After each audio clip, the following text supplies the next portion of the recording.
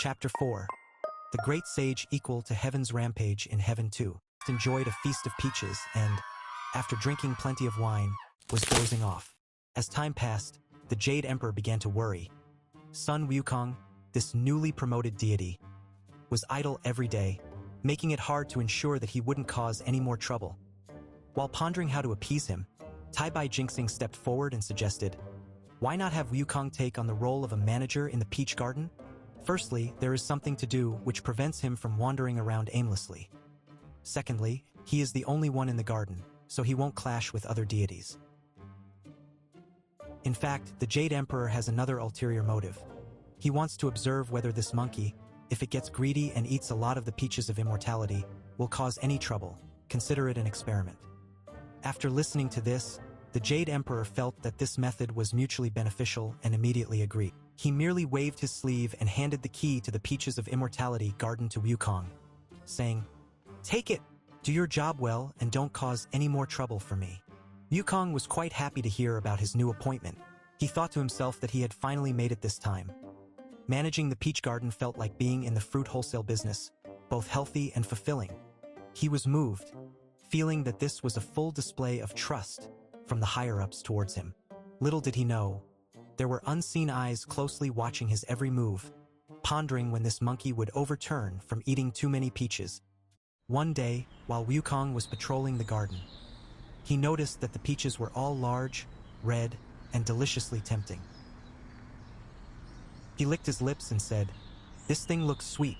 I'll try one first. After all, I'm a manager, so it's only fair to taste the quality."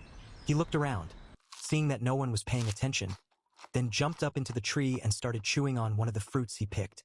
"Wow, it's so sweet, so fresh," Wukong exclaimed, having sampled countless delicious fruits and delicacies offered by various demon kings in Flower and Fruit Mountain. Nothing compared to the experience brought by this one flat peach. That sensation is not just a rich flavor on the taste buds, but rather it spreads from the tip of the tongue all the way to the limbs and bones, as if a faint electric current is flowing through the veins. He couldn't help but pick and nibble. Before he realized it, he had eaten a huge pile. Upon returning to the apartment, he felt as if a rich and warm current was slowly surging within him. From that point on, he became completely uncontrollable, stealing peaches to taste every few days, treating the peach orchard like a self-service fruit restaurant. At this moment, the Venus of Tai Bai had already quietly hidden in the shadows, keeping watch and carefully noting down the number of peaches of immortality that Wukong had consumed in a little notebook. He frowned more and more tightly, his mind filled with suspicion and uncertainty. The peach that has ripened for 3,000 years. Eating it can extend life by 3,000 years. The peach that has ripened for 6,000 years. Eating it can extend life by 6,000 years and also strengthen the body. The peach that has ripened for 9,000 years. Eating it can grant eternal life and even achieve immortality.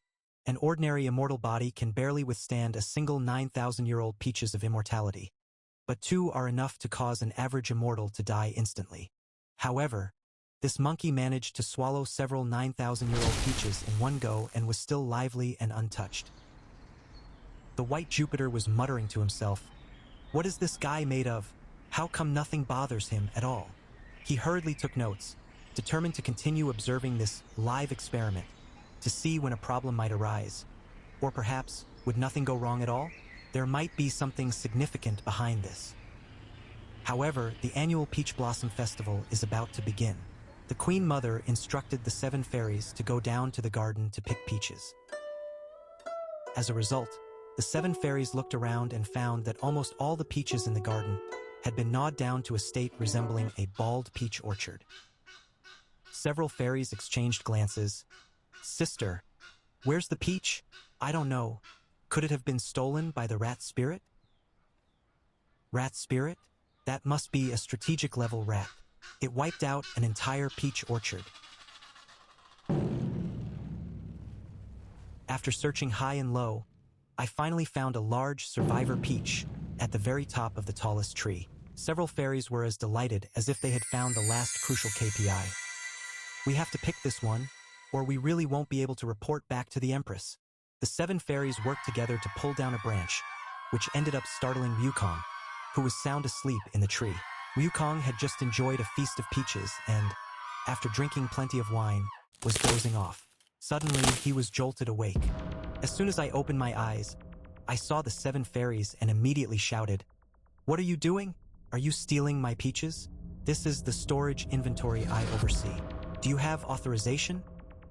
The 7 fairies were so frightened that their faces turned pale. They hurriedly knelt down and said, "Great sage, please calm your anger. We come on the orders of the Queen Mother to pick peaches for the Pantao gathering." Wukong raised an eyebrow. "Peach banquet? Do I have an invitation?" The 7 fairies exchanged glances, just like customer service representatives facing a difficult question from a challenging customer. Great sage, I'm sorry, but your name is not on the list." "What?" Wukong's anger flared up. "I'm the great sage equal to heaven, and I'm not qualified to attend your VIP annual meeting? What kind of operation is this? I have a title but no seat, so am I just being used as a mascot?" He was so angry that he immediately used a paralysis spell, freezing the 7 fairies in place like a group of sculptures. Then he soared straight towards the jade pool to seek an explanation. As soon as they arrived at the jade pool, they saw the maidservants bustling about in an endless flurry. The countertop is filled with top-quality banquet ingredients. Wukong smirked to himself. "Dare to hold an event without inviting me? Then I'll just invite myself." He plucked a hair and blew a breath of magic, conjuring countless sleepy bugs.